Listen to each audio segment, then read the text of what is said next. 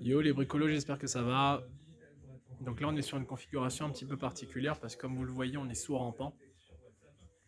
Donc là on a un placo qui est pile sous la charpente et du coup quand il faut faire l'ossature métallique, bah, c'est pas aussi facile on va dire que quand vous êtes sur un plafond traditionnel, plat, etc. Donc faut être super précis sur chaque mesure, notamment si vous avez un sol irrégulier, ce qui est mon cas puisque c'est une ancienne terrasse. Et du coup, bah, je ne peux pas prendre une cote et me dire que chaque montant va être à la même cote, hein. Donc je reprends à chaque fois la mesure en fonction de l'emplacement de mes montants. Là, j'ai une largeur ici sur ce mur de 125. Donc j'aurais presque pu me dire que je fais une anthrax de 62,5, c'est pas très grave, on s'éloigne un tout petit peu du DTU, mais en termes de résistance ça va aller avec un double montant.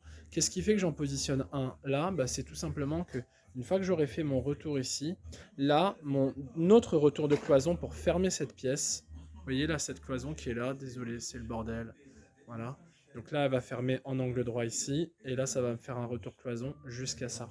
Jusqu'à là, pardon. Et du coup, je veux avoir un montant derrière ma reprise de cloison pour que l'ensemble soit solidaire et qu'on n'ait pas d'effet de flexion. Voilà. C'est un petit peu dans ce même contexte que en fait, je réalise cet angle-là. C'est-à-dire que vos angles ils doivent être solidaires. C'est pas deux cloisons séparées.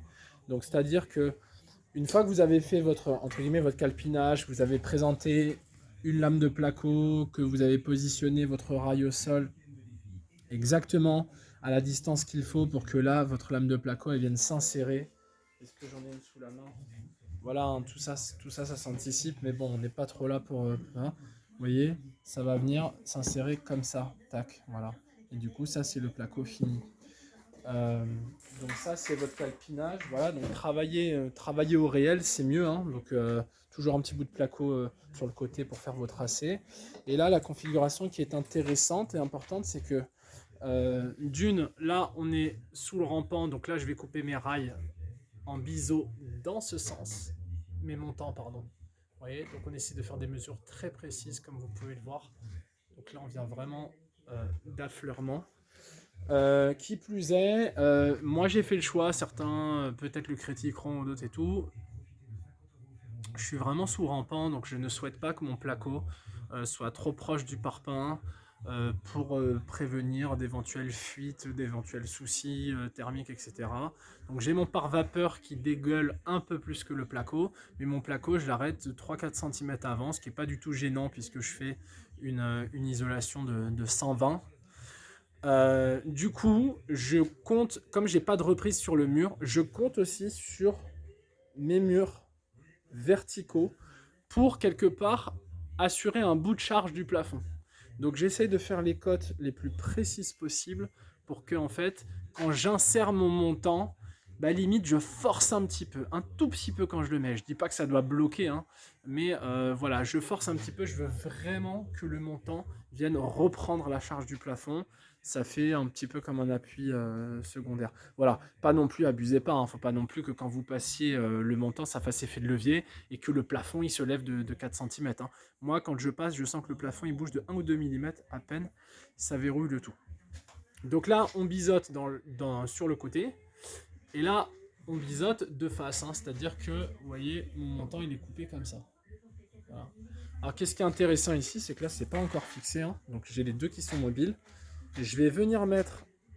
Hop, je décale. Je vais venir mettre sur tout l'arrière, tout le dos de ce montant, une petite couche de polyuréthane, de mastic polyuréthane.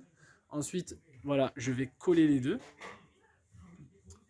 Tac, je vais coller les deux. Et pour ne pas qu'ils bougent pendant le collage ou le temps de séchage, je vais rajouter 3-4 TRPF. Hein. Vous savez, les vis comme ça, là, hop, auto-perforantes. Voilà. Et du coup, la config finie, ça sera ça.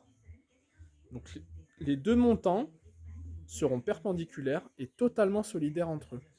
Ce que ça va me permettre, c'est que comme en plus de ça, ici, je vais mettre un placo phonique, donc un placo haute densité, quand je vais venir me visser dans ce montant et dans ce montant, je vais à la fois du coup solidariser ce mur et ce mur. Le dernier bout de placo faisant la liaison qui est celui-là. Mais vous voyez, ce bout de placo, il peut évidemment pas, le bout de placo qu'on va fixer là, ne peut évidemment pas solidariser ce mur et ce mur. Ça va être le rôle de celui-là, d'accord? Donc ce placo, il va venir ici en chevauchement. Je vais visser là, je vais visser là. Et je vais même laisser déborder parce que comme c'est un angle, vous l'avez compris, je reprends un petit bout de placo. Comme c'est un angle, et ben je vais chevaucher. Voilà, donc le placo va venir comme ça, vous voyez là sur les deux. Et je vais même le faire dépasser un petit peu comme ça, voilà, pour qu'il chevauche le placo de ce mur. Voilà, et ensuite on fera notre bande à joint armé, notre cornière, même cornière métallique ici, ça va être un endroit où il va y avoir pas mal de passages, etc. Voilà, ça c'était le petit point technique. Donc là, bon, bah, je vous fais pas un dessin, j'étais assez clair dans les explications. Je vais foutre du polyuréthane derrière et visser le tout. Voilà, c'était juste un petit point chantier technique pour vous expliquer comment je réalise mes angles placo sous rampant. En privilégiant surtout la résistance et la durabilité, quoi. Moi, je veux pas être emmerdé. J'ai des enfants virulents, comme je dis souvent dans mes vidéos. Je veux sentir que mes cloisons, c'est pas des cloisons creuses dans lesquelles voilà, il y a du vide. C'est pour ça que je mets du placo de qualité et derrière j'ai une ossature qui est résistante aussi. Bien sûr, ici on est à 2,25. Moi, je vais rajouter un appui intermédiaire, hein, donc petit bout de montant coupé pour venir choper derrière le parpaing. Et pareil ici, donc vu qu'on a réduit l'anthrax là, donc on n'est plus à 125 entre ici et ici, on doit être à peu près à 90. Et ben je vais rajouter ici à 45 un double montant dos à dos. Voilà. Voilà les amis, bricolez bien. À très vite, ciao.